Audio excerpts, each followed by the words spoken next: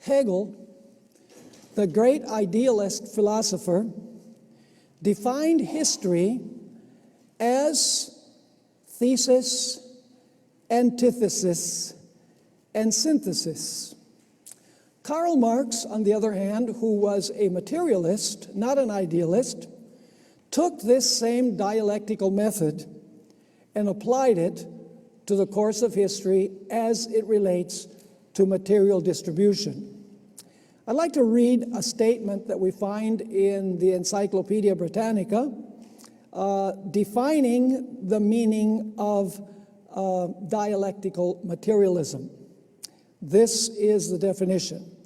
All things contain contradictory sides or aspects whose tension or conflict is the driving force of change and eventually transforms or dissolves them.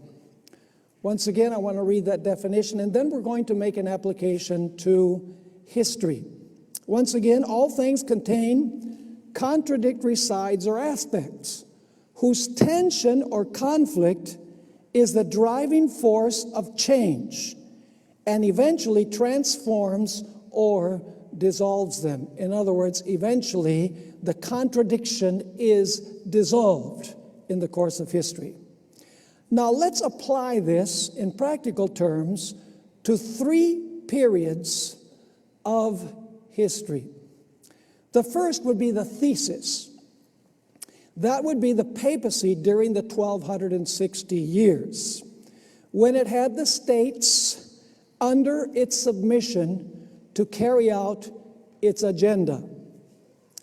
But every action has also a reaction.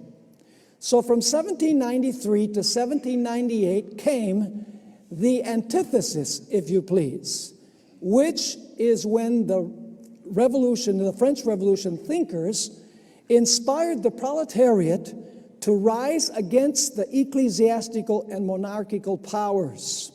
This eventually led to Marxism or communism and what we know as the Cold War, openly warring against the papacy. And then we have the process that is taking place now, the synthesis. The papacy and the socialist states are coming together to merge into a new world order. Now, you'll need to come tomorrow morning for part 2 of our study together, because tomorrow we're going to put some flesh on the bones, so to speak, about this process of the 1260 years, the reaction of the French Revolution, and then the synthesizing of papal power with the socialist governments of the world.